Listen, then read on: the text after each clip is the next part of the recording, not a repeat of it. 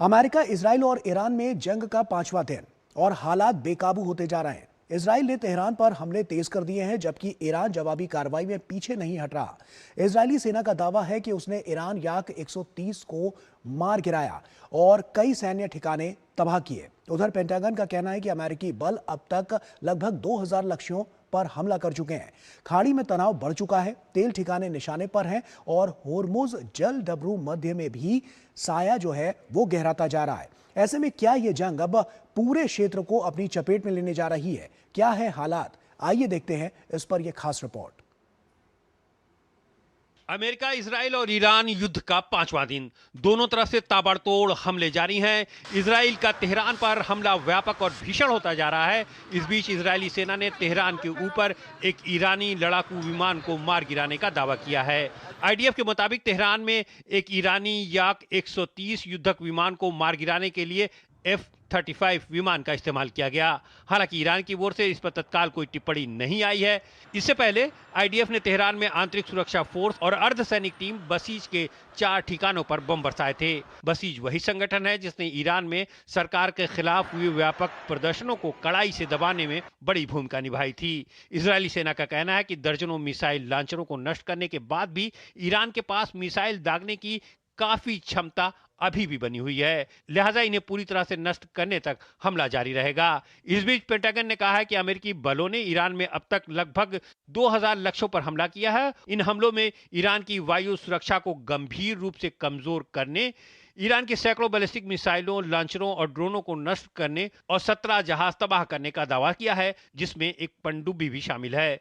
50,000 से ज्यादा अमेरिकी सैनिक इस ऑपरेशन में हिस्सा ले रहे हैं। करीब 2000 फाइटर जेट, 2 एयरक्राफ्ट कैरियर और बम गिराने वाले विमान शामिल हैं। ईरान शनिवार को अमेरिका और इजराइल द्वारा किए गए हमलों के प्रतिशोध में पश्चिम एशिया के कई देशों में अमेरिकी ठिकानों को निशाना बना रहा है। सऊदी अरब की ऑयल कंपनी आरामको की रास तनूरा रिफाइनरी पर फिर एक ड्रोन आकर गिरा है। यह देश की सबसे बड़ी तेल रिफाइनरी है। कुछ दिन पहले भी इस रिफाइनरी पर ईरानी ड्रोन से हमला हुआ था। इससे पहले सऊदी ने 2 ड्रोन को मार गिराने का दावा किया था। सऊदी अरब ने कहा है कि वो अपनी और निवासियों की सुरक्षा के लिए सभी आवश्यक उपाय करेगा।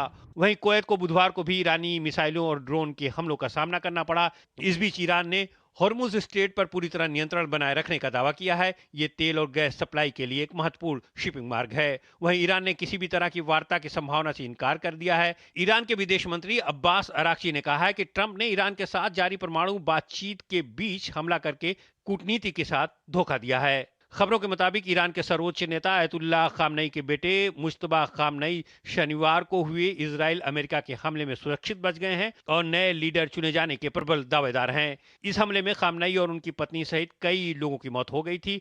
मुश्तबा खामनई अयतुल्लाह खामनई के दूसरे सबसे बड़े बेटे हैं। वहीं इजराइल के रक्षा मंत्री इजराइल कार्स ने कहा है कि अगर अली खामनई के बाद ईरान में जो भी नया नेता बनेगा उसे भी खत्म कर दिया जाएगा। कार्स ने यह भी कहा कि नाम या जगह से कोई फर्क नहीं पड़ता है, इजराइल उसे ढूंढ लेगा। तो साफ तौर पर यह स्थिति बहुत कुछ कहती है। आइए इसी पर चर्चा करते हैं। प्रोफेसर गुलशन सचदेवा हमारे साथ जुड़ रहे हैं, school of international studies JNU. बहुत स्वागत आपका गुलशन जी। उसी के साथ सबसे पहला सवाल कि अभी मौजूदा स्थिति क्या कहती है कि आखिर भविष्य कैसा होने वाला है? क्या इसी तरह की कमोवेश स्थिति रहेगी या कुछ बदलाव देखने को मिल सकते हैं? देखिए, जैसे आपकी रिपोर्ट में बताया कि मामला काफ़ी गंभीर होता जा रहा है, क्योंकि जैसा हमने शुरू में यूक्रेन के युद्ध में भी देखा था कि रूस को लगा था 1 दिन में 2 दिन में ख़त्म हो जाएगा, जी। और अभी 4 साल हो गए, युद्ध वहाँ पे जारी है। अब यहाँ पे ये है कि मुझे लगता है अमेरिका इसराइल को लगता था कि 1-2 दिन में जल्दी से इसको निपटा के उसके बाद सब तख्ता पलट करके वहाँ पे कुछ ना कुछ नए किस्म की वहाँ पे सब कुछ बदला जाएगा, लेकिन वो अभी कुछ ऐसा फिलहाल नज़र नहीं आ रहा है। अब दोनों तरफ से निश्चित तौर से बहुत से दावे किए जा रहे हैं, लेकिन ये भी बात सही है कि 1000 से ज़्यादा लोग मर चुके हैं, और इसराइल और अमेरिका जो है वो काफ़ी व्यापक तौर से वहाँ पे, क्योंकि उनके पास बहुत असला है, सब साजो सामान है, तो हमले कर रहा है। लेकिन अभी भी जो है 2 चीज़ें जो हुई हैं सबसे जो गंभीर है भारत के लिए, एक तो ये है कि ये जो अभी मामला सिर्फ इसराइल और अमेरिका और ईरान के बीच में नहीं है। अब ये पूरा व्यापक जो है आगे तक, जैसे वही उनकी जो नीति है ईरान की, कि इसको पूरा एक रीजनल कन्फ्लिक्ट के रूप में इसको बना दिया जाए। और कितने कंट्री उसके अंदर चपेट में आ गए हैं। और सभी के, क्योंकि अब अभी तक वहां पे सिर्फ ईरान अपने हमले कर रहा है, अभी तक वो उन्होंने कोई जवाबी हमला इस तरीके से ईरान पे नहीं किया है। लेकिन अगर कोई दूसरे कंट्री, चाहे वो सऊदी अरेबिया है, चाहे यूएई है या कतार है, अगर वो भी बीच में अगर कूद जाते हैं तो और ज़्यादा गंभीर परिणाम होंगे। लेकिन ये बात अभी बिल्कुल सही है कि ईरान के पास उनका नुकसान जरूर बहुत हुआ होगा। और अभी जैसे दावा अमेरिका की तरफ से किया जा रहा है कि उनकी नेवी को हमने पूरा ख़त्म कर दिया, उनकी एयरफोर्स को ख़त्म कर दिया है, लेकिन अभी भी मिसाइलों के, अभी भी ड्रोन्स के हमले जारी हैं। और कितने भी सुरक्षा के प्रबंध इसराइल में हो चाहे दूसरी जगह पे हो, उसके बावजूद भी काफी जगह पे नुकसान जो है हुआ है। और अमेरिकन कॉन्सुलेट्स हैं, अमेरिकन एम्बेसीज हैं, और अमेरिका के और कई अड्डे हैं इस पूरे इलाके में। आप जानते हैं अमेरिका के बहुत सारे अड्डे हैं। तो उन्होंने वहां पे जो एक व्यापक, एक उसका पूरा अफरा तफरी का जो माहौल बन गया है। और भारत के लिए निश्चित तौर से ये बहुत बड़ी चिंता का विषय है, क्योंकि भारत के लिए तो एक चिंता ये है, क्योंकि हमारे तो इसराइल के साथ भी अच्छे संबंध हैं, अमेरिका के साथ भी अच्छे संबंध रहे हैं हमारे, और ईरान के साथ, और बाकी जितने देशों के ऊपर हमले हो रहे हैं ईरान की तरफ से, उनके साथ भी संबंध हमारे काफी अच्छे रहे हैं सबके साथ। और आप जानते हैं कि 1 करोड़ से ज्यादा भारतीय वहाँ रहते हैं, और हमारा व्यापार का, हमारा एनर्जी का एक बहुत बड़ा वहाँ से एक लिंकेज है।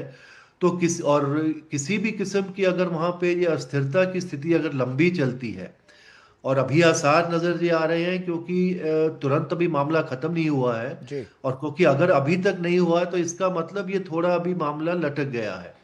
और अगर ये थोड़ा और लटकता है तो हमारे लिए बहुत बड़ी चिंता का विषय है, क्योंकि जो इतने बड़े जो हमारे लोग हैं, हमारा जो सारा एनर्जी का जो वहाँ से हमारा आयात होता है, तो उसके ऊपर क्या एक सवालिया चिन्ह लगते हैं कि, और अगर कहीं भी किसी भी एक देश के अंदर भी थोड़ा सा दिक्कतें आती हैं तो वहां से तो भारत के लिए सबसे बड़ी चिंता का विषय है।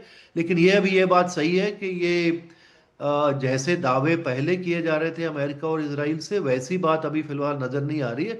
भले ही उन्होंने बहुत व्यापक तरीके से नुकसान ईरान का जरूर किया है। ऐसे में मिडिल ईस्ट के उन देशों का क्या जिनका इससे कोई सीधे तौर पर लेना देना नहीं है, जो बीच का रास्ता तलाशने की कोशिश कर रहे हैं लेकिन उन पर भी अटैक्स हो रहे हैं, तो क्या वहां की भी जो स्थिति है वो पहले से ज्यादा दयनीय बनी हुई है, या वहां पर अभी भी कुछ व्यवस्थाएं ऐसी की जा रही हैं जिनसे इन देशों पर सीधे प्रभाव ना पड़े? नहीं, अभी तक तो ये बात सही है कि जैसे आपने कहा कि उन देशों का कोई सीधा इससे ताल्लुक नहीं है, चाहे वो ये सऊदी अरेबिया है या कतार है या यूएई है, और जितने बहरीन है जहाँ पे भी हो रहा है। लेकिन ईरान की तरफ से अब उनको तो लगता है, क्योंकि उनके तो एग्जिस्टेंशियल ये एक मामला है।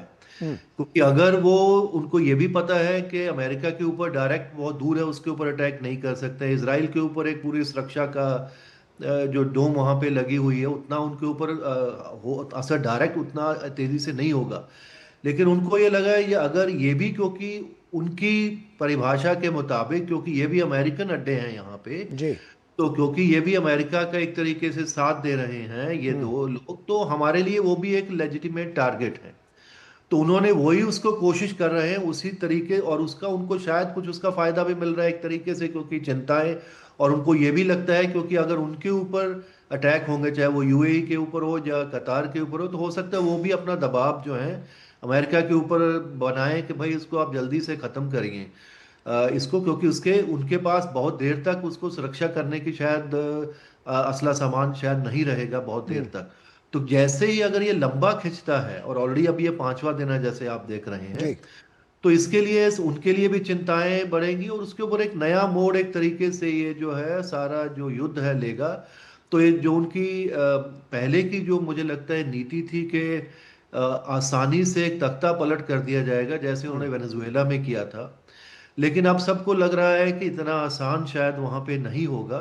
लेकिन अभी क्योंकि युद्ध है, उसके अंदर एकदम पूरी भविष्यवाणी कोई भी किस तरीके से करनी बहुत मुश्किल है। लेकिन मामला अभी काफी पेचीदा और थोड़ा गहराता ऐसे नजर में आता है। अब जो सवाल आता है गुलशन जी कि ईरान की स्ट्रेटेजी आखिर क्या हो सकती है, क्योंकि एक तरफ तो हम अमेरिका और इजराइल को देख रहे हैं जो काफी ताकतवर हैं, उनके आगे ईरान का अगर जो स्टेप निकलकर सामने आता है, जिस तरह से वो मुंहतोड़ जवाब देने की जो कोशिश करता हुआ नजर आ रहा है, आपको क्या लगता है कि वहां पर किस तरह की स्ट्रेटेजी अपना रहे हैं और कैसे इन देशों के साथ जो आगे चल के जो रणनीतियां हैं उसमें कितना बड़ा फेरबदल नजर आता है, और इन दोनों की ताकतों को अगर हम कंपैरिजन करें तो वहां पर क्या कुछ आपको लग रहा है कि कैसे ईरान जो है वो अपनी बात आगे रख पाएगा? देखो, ईरान के लिए तो सबसे पहले जो अभी मौजूदा वहां पे जो भी सत्ता में हैं लोग, उनके लिए सबसे पहला तो अपने आप को बचाना, और वहां पे ईरान की जो वहां की अपनी प्रभुसत्ता है उसको बचाने का है। तो उसके लिए अब निश्चित तौर से अगर अंतर्राष्ट्रीय कानून को देखते हैं तो अंतर्राष्ट्रीय कानून की तो पहले ही धज्जियां अमेरिका सब जगह उड़ा रहा है। किसी भी आप इस तरीके से क्योंकि बातचीत का हल जो ईरान की तरफ से ये कहना कि हम तो बातचीत कर रहे थे और बातचीत काफी आगे बढ़ रही थी, उसको बातचीत को बीच में ही तोड़ के उन्होंने हमारे ऊपर ही हमला कर दिया है। तो इसलिए अब वो कानून की बात और अंतर्राष्ट्रीय कानून में क्या कहता है क्या नहीं कहता, ना अमेरिका की तरफ से कुछ वो उसका कोई पालन किया लेकिन गया है ट्रंप ना। ने इस बात को कहा था कि ईरान ने देर कर दी बातचीत करने में भी, और इन हालातों को देखते हुए। अब देखिए, वो तो दोनों तरफ की बात है। वो कह रहे हैं देर कर दी, उन्होंने कहा कि हमारी तो बातचीत बिल्कुल कंप्लीट होने वाली थी, उन्होंने ही बीच में हमला कर दिया। अब क्या सच है क्या गलत है वो तो अब दोनों वही जानते हैं, लेकिन फिलहाल जो स्थिति बनी हुई है उसमें ईरान को अपने आप को बचाना है, अपनी जो वहाँ की जो लीडरशिप है उनको बचाना है। उसके बाद निश्चित तौर से वहाँ पे काफी बड़ा हमला हो रहा है और उनका नुकसान भी हो रहा है, लेकिन उसके बावजूद क्योंकि उनका अपनी जो स्ट्रेटजी है कि किस तरीके से अभी भी दूसरे जो खाड़ी के देश हैं उनको बीच में उलझाया जाए, और वो उसमें काफी हद तक कामयाब भी हुए हैं, क्योंकि उन्होंने जो बेसिस है अमेरिका के, अगर उनको उन्होंने काफी कुछ नुकसान पहुंचाया है, अगर नुकसान बहुत अधिक भी नहीं पहुंचा है, लेकिन वो वहां से अभी ऑपरेट करना उनके लिए इतना आसान नहीं होगा कई जगह से। तो इसलिए दिक्कतें अमेरिका के लिए भी थोड़ी बढ़ेगी, और क्योंकि लगातार चाहे कहीं भी एक छोटा ड्रोन गिरता है या कुछ और मिसाइल गिरता है, भले उसका कोई व्यापक वहां पे प्रभाव नहीं पड़े, लेकिन जिस तरीके से हम देखते हैं कि एयरपोर्ट्स वहां पे बंद हो गए, जिस तरीके से बिल्कुल। अफरा तफरी का माहौल बन जाता है, तो उससे उनको जो सीधी डायरेक्ट जो बात ईरान और इजराइल और अमेरिका के बीच वाली बात को उन्होंने थोड़ा सा उसको फैला दिया है। उस फैलाने का मुझे लगता है उनको कुछ फायदा अभी तक जरूर मिल रहा है, और जो सॉफ्ट टारगेट उनको लग रहा है यूएई था, उसके ऊपर उन्होंने काफी फोकस किया है, वहां पे किया। अब उसका लंबे समय में जाके आपस में इन सब देशों में क्या उनकी उसका प्रभाव पड़ेगा उनकी विदेश नीति पे, उनकी आपस के संबंधों पे, वो तो आने वाला समय बताएगा। लेकिन फिलहाल ईरान के लिए सिर्फ अपनी एग्जिस्टेंस को, अपने आप को बचाने के लिए सबसे बड़ी चीज जो उनकी स्ट्रेटेजी है, और किस तरीके से थोड़े बहुत वो जो अपने हथियार हैं उनको अगर वो बचा के रख पाते हैं, मिसाइल्स को, ड्रोन्स को, क्योंकि वो उसी के ऊपर बहुत बड़ा फोकस उनका पहले से ही रहा है, क्योंकि बहुत ज्यादा उनको क्योंकि काफी निगाह में थे पश्चिमी देशों के, अमेरिका के, तो उनको बहुत बनाने नहीं दे रहे थे बहुत सी चीजें। तो वो छोटी टेक्नोलॉजी से जो चीजें, मिसाइल के ऊपर उन्होंने बहुत अपना काम किया है, अगर वो उनको बचा पाते हैं, क्योंकि अब जो फोकस मुझे लगता है अमेरिका का, इसराइल का, वो ये है कि अगर उन्होंने उनके लिए बहुत आसान नहीं, अपनी एयरफोर्स का जो भी बची है उसको चलाने के लिए, नेवी को भी वो कह रहे हैं कि हमने बहुत बड़ा नुकसान कर दिया है, हो सकता है कर भी दिया हो। तो लेकिन अगर उनकी क्षमता किसी हद तक ये मिसाइल चलाने की और थोड़े ड्रोन चलाने की अगर उनकी क्षमता बनी रहती है, तो इसको काफी लंबा खींच सकते हैं।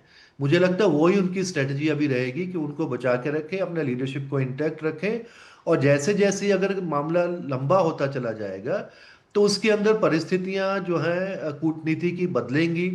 दूसरे देश भी कुछ उनके साथ में आएंगे, ओपनली आ सकते हैं, चीन है, रूस है, दूसरे जो ग्लोबल साउथ के देश हैं वो भी काफी अनकंफर्टेबल है।